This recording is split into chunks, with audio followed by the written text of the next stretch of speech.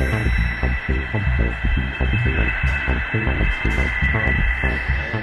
from Cinedeck, yes. Thanks for joining us. And he brought some product with us, with him, so it's going to be cool to kind of get an overview. Alan, we've known Cinedeck for a couple of years now. This is probably, what, your third? This is our second NAB. Second NAB. Just a little over a year ago. Yes, okay. yes. And so we're featuring at the show here our version 2.0 software, which turns on support for all flavors of Apple ProRes, all flavors of Avid DNX HD wrapped in MXF, Cineform, as well as uncompressed 422 and uncompressed 444 to QuickTime. Now, this has been a while coming. We began shipping this at the beginning of March, and it's been very well received. The promise is that I can now connect to any camera, any grade camera, dual-link HDSDI, 3G, HDSDI, HDMI, etc., and record directly to these broadly available SSD drives that are very durable. I can then pop it out of the camera, pop it into my little base station here, connect to my Mac or PC, drag and drop my files, and I'm off to the races for doing post. So really what Cinedeck has done is we've torn down the walls between production and post by delivering a truly usable file-based workflow. No longer do you have to shoot in one format, post in another. You can do it all together with the Cinedeck Extreme. Can you tell us about the, and maybe give us a background? Like I said, I'm familiar with Cinedeck, but maybe some of our viewers are not. Where did you feel that it fit into the pipeline? Obviously, digital acquisition, you wanted to solve maybe a problem on set. Yes. So this was the thing, is that before, when you wanted to do HD Cam SR quality imagery recording off of a camera, that was a very large rig. There were a lot of piece parts involved with that. And the founder and inventor of the company, of the product, a guy named Charles D'Autremont, did a lot of aerial cinematography in the business line of business that he was in. And he was sick of hauling all of this large equipment into a very tight, small space in a helicopter cockpit. But he didn't want to compromise on image quality, so he thought, surely there must be a solution on the market that can do this. Went out, looked, found that there was none, so he decided, well, where there's a will, there's a way. When there's a need, that's the mother of invention, as they say, and he invented this thing. And I neglected to mention that in addition to it being a digital disc recorder, it's also a full composition reference monitor as well. So I can do all my confidence monitoring, I can play back exactly what I've recorded in a nonlinear fashion. I've got waveform monitor, vector scope, histogram. So where we saw this really fitting in is initially for the world of highly mobile digital cinematography, where you had to go into far-off places and small spaces and into the Amazon rainforest or shooting in remote locales all over the world.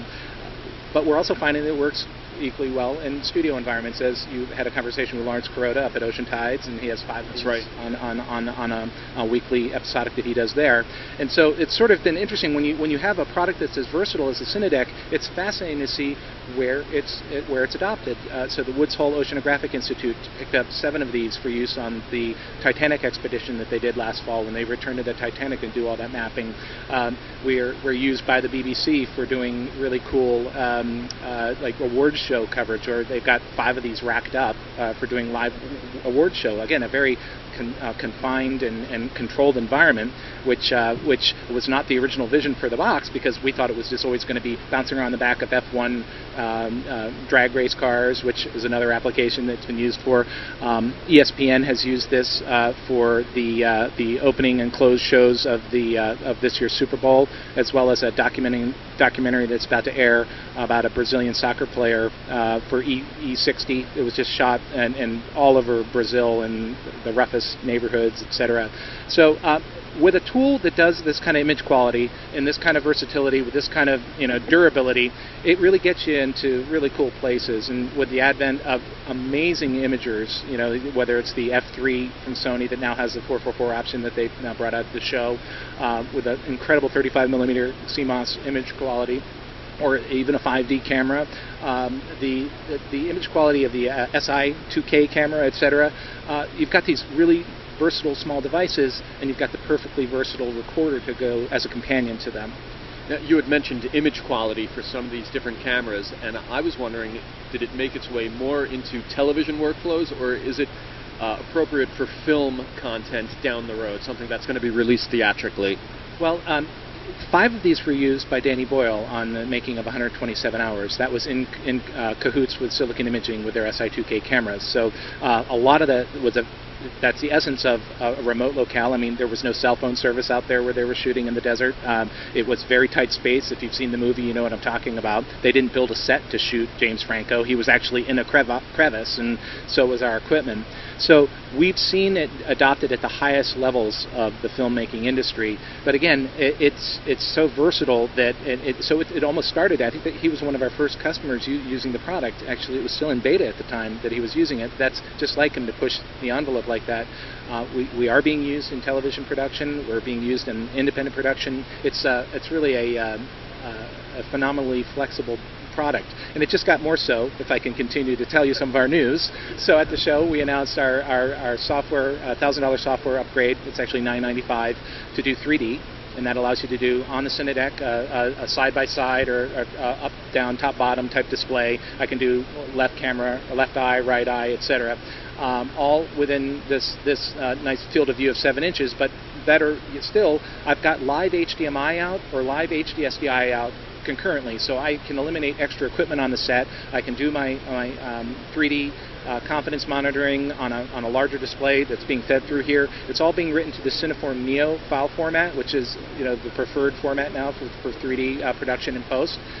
So we announced that. We also announced at the show that we're working with ARRI to pursue the ARRI RAW certification. So we're going to be part of their partner program, and so you can look for that coming in the future. And we also announced a new option to support the SI2K camera on the Cinedeck Extreme with HDSDI monitoring. So if you go to the Cinedeck website, www.cinedeck.com, you'll see the latest press releases there and get further information. Has anybody been testing it on 3D? It's just been the early stages. So we've got a couple guys messing around with it, but it's not going to be shipping until May. So I don't have any specific user stories to point to just yet. So it's in alpha mode right now. Yeah, but it's demoable. Come by and see it. When I spoke with Larry at Oceanways, he kind of had his Cinedecks assigned 1 unit per camera. Is that pretty much the ratio that you're looking at for production? Yes, and so what we've done is we've done a number of features that, based on the feedback from the world as to what they're looking for. So, for example, we added this thing that's a timecode module that is made by Ambient that allows us to, it's an option, it's a hardware option that allows us to take the master timecode clock slate and sync all of the Cinedecks to the same master timecode clock. We've also made it so that you can copy your user preferences, so that you set it up on one of the Cinedecks, and then you can copy and preload those settings onto the other units. And yeah, we've had, as I say, a number of multi-unit sales, specifically one-to-one relationship between the camera and the Cinedeck, which is great. Can you talk, I know we're dealing with removable media here, can you talk about capacities and duration that you would get with certain capacities? Yes, that's one of the most common questions that we get, and when somebody asks how much can I fit in a drive, I sometimes say, how long is a piece of wood? Which isn't fair, because there's such a wide variety. So these SSDs are, I mean, we certify certain makes and models because not all of them are going to be able to give you the throughput and data rates that you want. But so for a 256 gigabyte drive, you can fit 2.5 hours of 1080p, 24 Avid DNX HD 8-bit 220, for example. So you get a lot. How much do those typically cost? So no, they're coming down in price, but I would say, and especially relative to S/S and other forms of media like P2, etc., the stored price on disk is about $3.50 per gigabyte stored.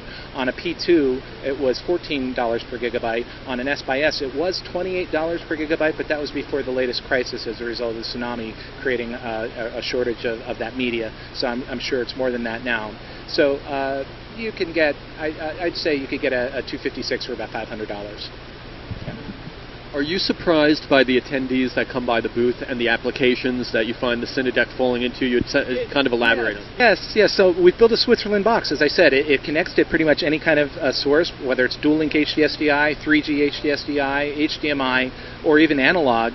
and it records to all these different formats, as I've said, and so the applications are seemingly endless, and it really keeps you on your toes. They come in and say, dance, I do this sort of thing. We were just talking to a guy who's during a documentary on the new successor to the space shuttle, and they want to use this up in space, which is really cool, and it makes sense because it's so durable, and if you're only going to pick one piece of equipment, you want one that can do as many different things as possible, and that's where the Cinedeck comes in.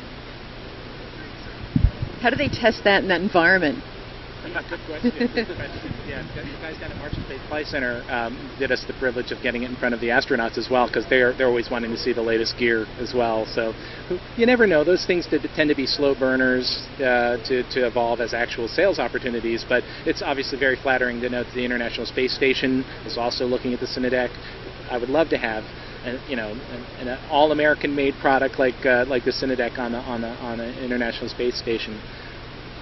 The software upgrades and the format support, is that all being implemented right now, or is there a lead time to it? Okay, so the just announced 3D option, we're looking at a May timeframe. Everything else I've talked about is immediately available. So beginning in March, we began shipping the full support for all of the Apple ProRes, Avid DNx HD, and Cineform. And I really want to make a fine point. I don't know if I made it on camera. We are the only digital disc recorder on the planet. Apple told us we're the only ProRes digital disc recorder that can do all flavors of Apple ProRes, including 4x4. We're also the only software encoding Avid DNx HD digital disc recorder on the planet, and we just happen to be the same device that can do both. We also do all the Cineform, including the Neo 3D, as I mentioned. All but the 3D is available today and shipping, and to great response from the marketplace. We had a really strong month heading into NAB, which is very exciting.